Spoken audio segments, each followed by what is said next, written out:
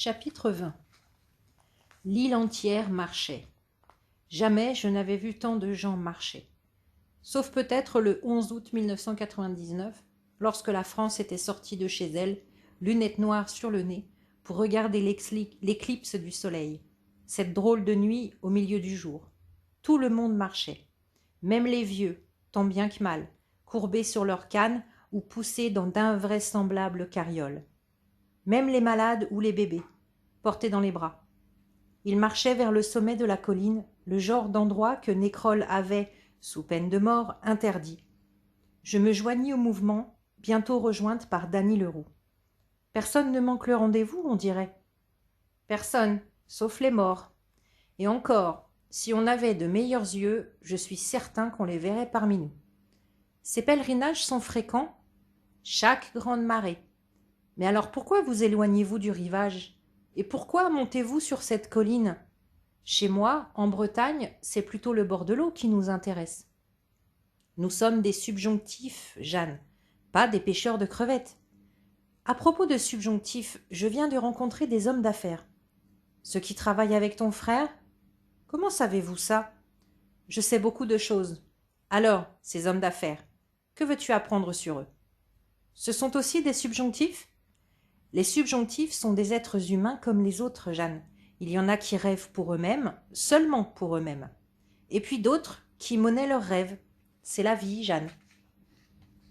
Les derniers mètres, l'ascension devenait rude. Les plus jeunes aidaient les plus âgés. Les rires s'étaient tus, de même que les conversations joyeuses. Les visages, un à un, se tendaient. J'avais fait un peu de théâtre dans l'ancien temps, à l'école.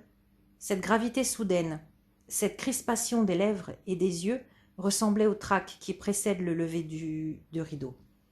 Et soudain, la vue coupait le souffle, surplombant la baie du Miroir, un vaste amphithéâtre naturel tapissé d'herbes et de ces fleurs blanches, fragiles et bienveillantes, appelées camomilles.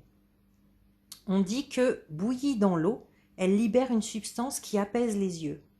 Mais, pour une plus grande douceur de la vue, peut-être suffit-il de respirer leur parfum? L'installation fut longue. Chacun s'asseyait ou s'allongeait, selon sa préférence, dans une atmosphère respectueuse et recueillie. « Pardonnez-moi, je vous en prie, je peux me déplacer si vous préférez. » Et puis l'on se tut. Les regards convergèrent vers la mer qui montait lentement. Peu à peu, elle emplissait la baie qui, de minute en minute, méritait mieux son nom. Cernée par les collines, l'étendue d'eau formait un cercle parfait, dont la teinte variait constamment du bleu profond au gris pâle, selon la fantaisie des nuages. Une glace parfaite pour que s'y mire un géant. Et puis rien. Je pensais que quelque chose allait se passer, que quelqu'un allait se lever pour instruire, raconter, questionner, donner le départ d'une gymnastique. Je ne sais pourquoi j'imaginais quelque chose de très délicat, se rapprochant du tai chi, la gymnastique très lente qu'on pratique en Chine. Rien de cela. Les subjonctifs demeuraient immobiles. Un spectacle grandiose allait forcément débuter, un défilé nautique, une bataille navale, une parade qui justifie le déplacement de tous ces gens. Mais non, rien non plus sur l'eau, rien que le vide. Une pirogue était passée, petite griffure blanche sur l'étendue bleu-gris. Poussée par son moteur, elle avait vite disparu, comme honteuse de troubler ce calme parfait. Les exercices, ils vont commencer bientôt? Dany se tourna vers moi, stupéfait. « Voyons, Jeanne, tu n'as pas compris? Et ils vont durer encore longtemps? Voyons, mais tant que la mer sera haute. Et maintenant, laisse-moi tranquille. Un subjonctif qui manque ses exercices peut en mourir. » C'est alors qu'elle arrive. Une maigre silhouette de femme surmontée d'un plumeau en guise de coiffure, vêtue d'un tailleur de ville maculé de graisse. Et pieds nus. La jambe droite de cette femme saignait. Le soleil avait brûlé le reste de sa peau jusqu'à l'incandescence. Madame Jargonos pleurait. Je me précipitai. Je faillis la prendre dans mes bras. Je me rappelais à temps qu'il est strictement interdit par le règlement de prendre dans ses bras une inspectrice de l'éducation nationale française. « Comment êtes-vous arrivée ?» Elle me considéra d'un œil absent. « Il est parti. » Peut-être, peut-être. Mais comment avez-vous réussi à traverser le détroit? Il est parti. C'était vous dans la pirogue, malgré les requins? Il est parti. D'accord, d'accord, j'ai compris, votre amoureux est parti. Ce genre de chagrin arrive à tout le monde, mais pourquoi prendre tant de risques pour venir jusqu'ici? Je veux qu'il revienne. Et sans plus prêter attention à moi, elle alla s'asseoir parmi les autres, et, comme les autres, regarda droit devant elle, sans s'occuper du reste.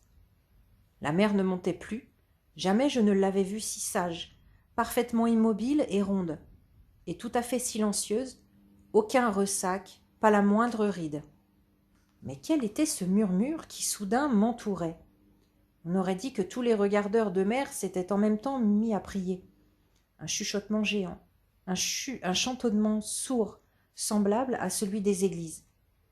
Mes oreilles mirent longtemps à reconnaître les paroles, car aucune prière n'était semblable aux autres. Il fallait défaire le nœud pour retrouver chacun des fils. Au début, je m'en mêlais, croyant entendre « Je cherche que tu sois heureuse ». Il est juste un ami qui veuille m'écouter. Ah, s'il se pouvait que mes parents m'offrissent une Game Boy pour Noël. Peu à peu, je m'habituais, reconstituais les phrases. Je cherche un ami qui veuille m'écouter. J'appris à circuler dans cet entrelac de vœux. Si j'osais, je souhaiterais que ma fille ressuscite. J'aimerais tant ne pas douter que mon fils ait son bac le mois prochain. Dans ce fouillis de mots, comment reconnaître ceux de madame Jargonos? Je ne voulais pas les gêner dans sa détresse, je ne voulais pas m'approcher trop. Enfin, je repérais le parler sec, inimitable entre tous, cet impératif perpétuel, cette manière de ne parler qu'en donnant des ordres. Je veux qu'il revienne. Vous m'entendez? Je le veux. Qu'il revienne au plus vite, et je lui pardonne. Mais la diction n'était plus si sûre. Elle hésitait, elle bégayait, elle butait sur des silences qui étaient comme des sanglots. S'il vous plaît, oh, s'il vous plaît, qu'il revienne. Les supplications de l'ex-orgueilleuse serraient le cœur. Souvent, depuis que j'avais été embauchée par le cartographe, depuis que je passais mes journées en planeur, souvent je repensais à mon travail précédent, ma grande enquête sur l'amour. Et voici que je la retrouvais. Le subjonctif est le mode du doute et de l'espérance. Le subjonctif est le mode de l'amour. Alors je me souvins d'une leçon. L'une de ces leçons qui ne vous sont pas données à l'école, mais dans la vie, par la vie. Thomas et moi. Nous venions avec nos parents de faire un petit voyage en bateau, le tour de l'île de Bréa. 1 heure de secousse, 1 heure d'embrun glacé sur la figure. Je posais les pieds soulagés sur la terre enfin ferme. « Papa, dis-moi franchement, pourquoi aller en mer quand on n'y est pas obligé? Il faut être fou, non? Pourquoi tant de gens disent-ils bêtement aimer la mer? Parce que la mer est le grand miroir. » Nous marchions encore sur le quai, je me penchais, et dans l'eau agitée je ne distinguais rien, que de l'écume. Drôle de miroir, ce miroir dans lequel on ne se voit pas. Petite sotte, la mer ne réfléchit pas les visages. La mer est le miroir de nos rêves. Donc, quand je regarde la mer, je vois mes rêves. Si tu regardes bien et si ton rêve le mérite. Aujourd'hui, cette leçon me revenait en mémoire avec une clarté presque agressive. Je venais de comprendre que la mer est le grand subjonctif.